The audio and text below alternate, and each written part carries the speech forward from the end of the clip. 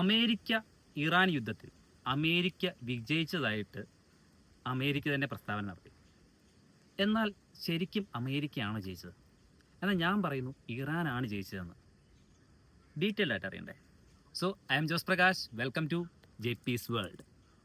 അപ്പം കാര്യത്തിലേക്ക് കിടക്കാം. അതായത് അമേരിക്ക ഇന്നലെ സീസ് ഫയർ പറഞ്ഞു, അതായത് 5 ദിവസത്തേക്ക് സീസ് ഫയർ ആണ്.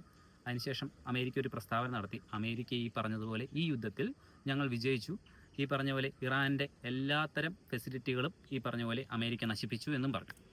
അപ്പം അതുകൊണ്ട് അമേരിക്ക വിജയിച്ചതായിട്ട് അമേരിക്ക പറഞ്ഞു. അതിൻ്റെ ഇടയ്ക്ക് ഞങ്ങളൊരു പീസ് ട്രീറ്റി, അതായത് സമാധാന ചർച്ചയ്ക്ക് പോവുകയാണെന്നാണ് അമേരിക്ക പറഞ്ഞത്. എന്നാൽ ഇറാൻ്റെ ഭാഗത്തുനിന്ന് പറഞ്ഞു അമേരിക്കയായിട്ട് യാതൊരു വിധത്തിലും ഞങ്ങൾ ചർച്ച നടത്തുന്നില്ലെന്ന്. കാരണം എന്തെന്ന് വെച്ച് കഴിഞ്ഞാൽ അമേരിക്ക പീസ് ട്രീറ്റി, അതായത് സമാധാന ചർച്ചയ്ക്ക് വിളിച്ച് വരുത്തിയതിന് ശേഷം 2 പ്രാവശ്യമാണ് ഈ പറഞ്ഞ പോലെ ഇറാൻ്റെ മെയിൻ ഒഫീഷ്യൽസിനെ കൊന്നുകളഞ്ഞത്.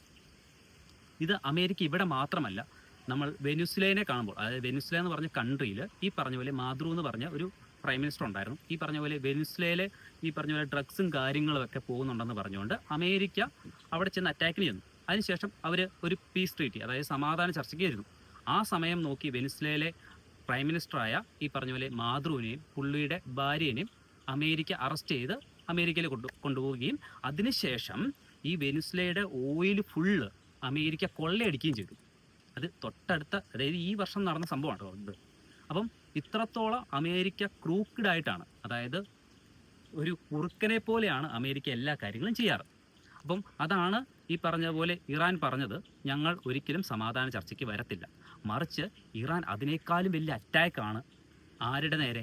അമേരിക്കയുടെ നേരെയും ഇസ്രായേലിന് നേരെയും അറബ് കൺട്രികളുടെ നേരെയും ചെയ്തുകൊണ്ടിരിക്കുന്നത്. അപ്പം അമേരിക്കയ്ക്ക് ഇതുകൊണ്ട് നാശനഷ്ടങ്ങളുണ്ടായി. അതുകൊണ്ടാണ് 5 ദിവസത്തേക്ക് സീസ് ഫയർ പറഞ്ഞത്. അപ്പം ഇറാനെ നമ്മൾ ശ്രദ്ധിക്കണം. ഇറാൻ അടിപൊളിയായിട്ട്, അതായത് ഇറാൻ എക്സ്പെഷ്യലി ഇറാൻ ഇപ്പോൾ ജയിച്ചു എന്ന് വേണേൽ പറയാം. പക്ഷേ ഇതെങ്ങനെ തന്നെ ജയിച്ചെന്ന് പറയാൻ പറ്റത്തില്ല, കാരണം ഇനി അങ്ങോട്ട് യുദ്ധം നടന്നുകൊണ്ടിരിക്കും. അപ്പം ഇറാൻ എങ്ങനെ ജയിച്ചതെന്ന് പറയുന്നതെന്ന് വെച്ചാൽ ഇറാൻ്റെ സ്ട്രാറ്റജി ആയിരുന്നു. സ്ട്രാറ്റജി എന്ന് പറഞ്ഞു കഴിഞ്ഞാൽ ഇറാൻ യൂസ് ചെയ്തത് ആദ്യം യുദ്ധത്തിൽ ഇറാൻ്റെ ഡ്രോണുകളായിരുന്നു. അതായത് വില കുറഞ്ഞ ഡ്രോണുകൾ വെച്ച് ഈ പറഞ്ഞ പോലെ ഇസ്രായേലിനെയും അമേരിക്കയെയും അതുപോലെ തന്നെ അറബ് കൺട്രികളെയും അറ്റാക്ക് ചെയ്തു. അപ്പം അവരുടെ എയർ ഡിഫൻസ് സിസ്റ്റം, ഇപ്പോൾ ഇറാൻ്റെ ഡ്രോണിന് ഒരു 2 ലക്ഷം രൂപ, അതിൽ 1 ലക്ഷം രൂപ വില ഉള്ളെന്നുണ്ടെങ്കിൽ അമേരിക്കയുടെ എയർ ഡിഫൻസ് സിസ്റ്റത്തിന് വരുന്നതെന്ന് പറയുന്നത് കോടിക്കണക്കിന് വിലയുള്ള എയർ ഡിഫൻസ് സിസ്റ്റമാണ്. അപ്പം ഈ എയർ ഡിഫൻസ് വെച്ച് ഈ പറഞ്ഞതുപോലെ ചെറിയ ചെറിയ ഡ്രോണുകൾ ആര് നശിപ്പിച്ചു? അമേരിക്ക നശിപ്പിച്ചു. അപ്പോൾ അമേരിക്കയുടെ കയ്യിലുള്ള എയർ ഡിഫൻസ് തീർന്നുപോയി, അതായത് ഒട്ടുമിക്ക എയർ ഡിഫൻസും തീർന്നു.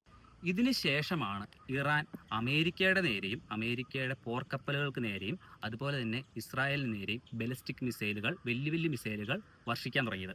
അപ്പം ഈ പറയുന്ന മിസൈൽ നല്ല രീതിയിൽ അറ്റാക്ക് ചെയ്തു. അതായത് ഫോർ എക്സാമ്പിൾ അമേരിക്കയുടെ ഒരു അതായത് എയർക്രാഫ്റ്റ് ക്യാരിയിങ് ഷിപ്പുണ്ട്, അതായത് USS ജെറാൾഡ് R. ഫോർഡ് എന്നാണ് അതിൻ്റെ പേര്. അപ്പം ഇന്നൊരു പ്രസ്താവന ഉണ്ടായി, അമേരിക്കയുടെ USS ജെറാൾഡ് R. ഫോർഡ് ഈ പറഞ്ഞ പോലെ സർവീസിന് വേണ്ടി കൊണ്ടുപോവുകയാണെന്ന്.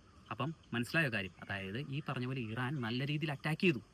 അതായത് ഒരു എയർക്രാഫ്റ്റ് കാരിയർ തകർക്കുക, അല്ലെങ്കിൽ അതിനൊരു ക്ഷതം സംഭവിക്കുക എന്ന് പറഞ്ഞു കഴിഞ്ഞാൽ അത്രത്തോളം ഒരു 100 ടോർപിഡോ ഒരുമിച്ച് അറ്റാക്ക് ചെയ്താൽ മാത്രമേ അതിനെ നശിപ്പിക്കാൻ പറ്റത്തുള്ളൂ.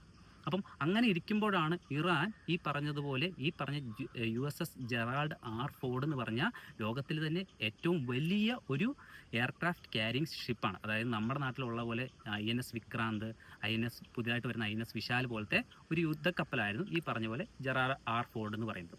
അതിനുശേഷം ആ കൂട്ടത്തിൽ വന്നൊരു എയർക്രാഫ്റ്റ് കാരിയർ ഉണ്ട്, അതാണ് USS എബ്രഹാം ലിങ്കൺ. ഈ എബ്രഹാം ലിങ്കണെ കുറിച്ച് പറയണം, കാരണം വെച്ചാൽ ലോകത്തിലെ ഏറ്റവും വലുതാണ്. ആ ഒരു ന്യൂക്ലിയർ പവേർഡാണ് ഇതും വരുന്നത്. അപ്പം ഇതും ഈ പറഞ്ഞതുപോലെ ഇറാൻ അറ്റാക്ക് ചെയ്തു.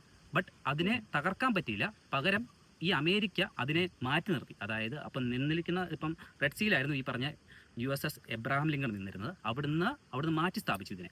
അപ്പം ഇന്ന് അമേരിക്ക പറഞ്ഞ ഒരു റിപ്പോർട്ടിൽ ഈ പറഞ്ഞ പോലെ 1000കണക്കിന് മിസൈൽ ഈ പറഞ്ഞ പോലെ USS എബ്രഹാം ലിങ്കൺ നേരെ വന്നെന്നാണ് പറഞ്ഞത്. അപ്പം അത് ഒരു പക്ഷത്തുണ്ടെങ്കിൽ അതുപോലെ തന്നെ അപ്പം നിങ്ങൾ ആലോചിക്കണം, അമേരിക്കയ്ക്ക് നല്ല നഷ്ടങ്ങളുണ്ടായി. അത് പറയാൻ വേറൊരു കാര്യം കൂടിയുണ്ട്. കാരണം എന്ന് വെച്ചാൽ ഈ പറഞ്ഞ അമേരിക്കയുടെ യുദ്ധ വിമാനമുണ്ട്, അതായത് F-15 എന്ന് പറഞ്ഞത്, അതും ഈ പറഞ്ഞതുപോലെ ഒരു 10 എണ്ണമാണ് ഇറാനാൽ അറ്റാക്ക് ചെയ്യപ്പെട്ട് താഴെ വീണത്. എന്നാലും അമേരിക്ക പറയുന്നത് അതിന് ചെറിയ ചെറിയ പ്രശ്നങ്ങളുണ്ടായി, അങ്ങനെയാണത് താഴെ വീണതെന്നോ അല്ലാതെ ഈ പറഞ്ഞതുപോലെ ഇറാൻ അറ്റാക്ക് ചെയ്തതല്ലെന്നൊക്കെയാണ് പറയുന്നത്. അപ്പം നേരെ തിരിച്ച് നമ്മൾ ഇസ്രായേൽ എടുക്കുകയാണെന്നുണ്ടെങ്കിൽ ഇസ്രായേലിനെ അത്യാവശ്യം നല്ല രീതിയിൽ അറ്റാക്ക് ചെയ്തു. ഇസ്രായേലിൻ്റെ ഒഫീഷ്യൽ പേജുകളിൽ നിന്ന് ഇപ്പോൾ വീഡിയോ ഒക്കെ വിട്ടിട്ടുണ്ട്. നമ്മൾ ഇന്നലെ കഴിഞ്ഞ ദിവസം പറഞ്ഞായിരുന്നു അവരുടെ ഒരു ന്യൂക്ലിയർ എനർജി സൈറ്റ്സിന് മേലിൽ ഈ പറഞ്ഞ പോലെ ഒരു അറ്റാക്ക് ഉണ്ടായെന്ന് പറഞ്ഞായിരുന്നു. അപ്പം അത് ഒരെണ്ണമാണെന്നുണ്ടെങ്കിൽ ഇന്നലെയും അറ്റാക്ക് ചെയ്തു. ആ വീഡിയോ ആണ് ഒഫീഷ്യലായിട്ട് അവരുടെ മാധ്യമങ്ങളിൽ പ്രചരിക്കുന്നത്. അപ്പം ഈ ഇപ്പോൾ നിൽക്കുന്ന സാഹചര്യത്തിൽ ഇറാനാണ് വിൻ ചെയ്ത് നിൽക്കുന്നത്. ഇതിൻ്റെ മെയിൻ കാരണമെന്ന് പറയുന്നത് ശരിക്കും പറഞ്ഞാൽ റഷ്യ തന്നെയാണ്. റഷ്യയുടെ ആർക്കും അറിയാതെയുള്ള സപ്പോർട്ടുകളും കാര്യങ്ങളും ഈ പറഞ്ഞ പോലെ റഷ്യ കൊടുക്കുന്നുണ്ട്. അമേരിക്ക ഇപ്പോൾ ഒരു സീസ് ഫയർ പറഞ്ഞല്ലോ, ഒരു 5 ദിവസത്തേക്ക്.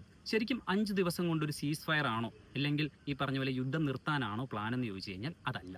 അതാദ്യം നമ്മൾ മനസ്സിലാക്കണം. കാരണം എന്ന് വെച്ചാൽ ഈ പറഞ്ഞതുപോലെ 5000 അതായത് ആർമി പേഴ്സൺസ് ആണ് ഈ പറഞ്ഞ പോലെ ഇറാനിലേക്ക് പൊക്കോണ്ടിരിക്കുന്നത്. അതായത് ഗ്രൗണ്ട് ഇൻവേഷന് വേണ്ടി, അതായത് ഈ പറഞ്ഞ പോലെ ഗ്രൗണ്ടിൽ ഇറങ്ങി യുദ്ധം ചെയ്യാൻ വേണ്ടി പോകുന്നത്.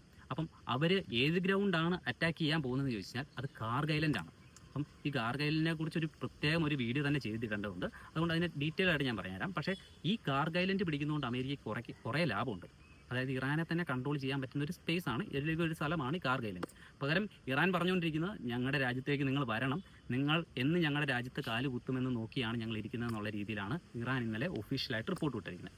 അപ്പം ഇതുപോലെ തന്നെ ഈ യുദ്ധത്തിന് കാരണം നമ്മുടെ ഗോൾഡ് പ്രൈസ് കുറയുകയാണ് ചെയ്തത്. അപ്പം അതിനെക്കുറിച്ചും ഒരു വീഡിയോ ചെയ്യേണ്ടതുണ്ട്. അപ്പം എന്തായാലും ഞാൻ ഇപ്പോൾ പറഞ്ഞ കാര്യങ്ങൾ നിങ്ങൾക്കൊരു ഇൻഫോർമേറ്റീവായിട്ട് തോന്നിയിട്ടുണ്ടെങ്കിൽ മാക്സിമം ഷെയർ ചെയ്യുക. This is Jose Prakash. ഇനി അടുത്ത വീഡിയോയിൽ കാണാം. ബൈ.